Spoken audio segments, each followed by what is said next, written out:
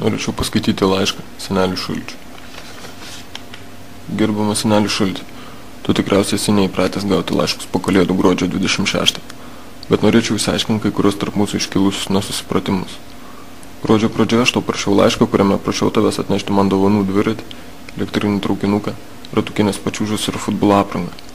Visus metus mokiausi kaip išprotėjęs, gaudavau geriausias pažymius ne tik klasėje, bet ir visoje mokykloje. Garbės žodis, niekas iš mano draugų geriau nesielgia su tėvais, kaimynais ir giminimis. Pastoviai bėgiojau į parduotuvę, 2 kartus netgi pervedžiau senutę per kelią. Neliko nei vieno gero darbo, kurį galėčiau padaryti. Ir kokiu bybę tu man atnešei tą supistą barškutį, pederasišką švilpuką ir idiotiškas kojines. Ką tu blėt gondonę sau leidi, palikdama šitą blėt krūvą šlamštų po eglute. O dar tarsi pasityčiodamas tu atnešei tiek dovanų tam pydarui iš kito namo, kad tas net pro duris neįėjo. Kitą metu senas asilė, net negalvok man pro langą čia įkišti savo smirdančios subinės. Buvo išpisiu tave vietoje ir užmėtis akmenim tavo nupezus selinius taip, kad jie išsilakstys ir tu blėt senas pydarė eisi peškom į savo supistą šiaurės polį. Tai kaip tu pasielgiai su manim tu bybio galva.